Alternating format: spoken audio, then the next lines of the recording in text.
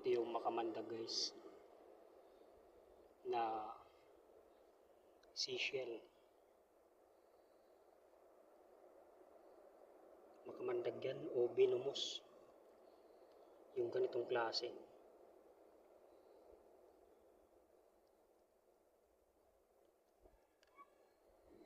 Ayun yung pinakaano niya, mata. Sa dulo ng shell niya, nakasilip siya. Yung parang tulis na yan. Ayun yung mata niya. Nag-aabang siya ng kakainin. Kumakain niya na maliliit na isda. Alimango na maliliit. Tsaka hipon dagat. Yan ang kinakain nila. Buhay yan, may laman yan. Nandun nga yung pinakaulo niya. O yung pinakamata yan. Binumus to na shell.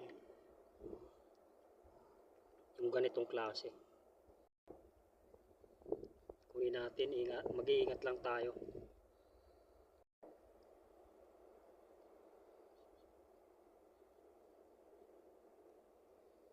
Yan guys.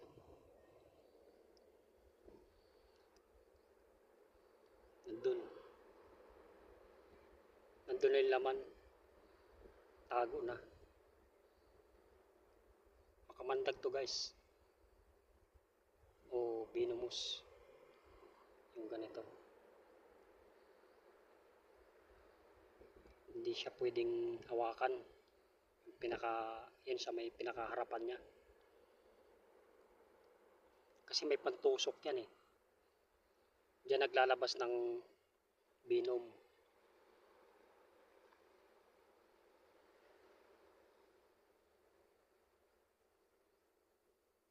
Babalik na natin.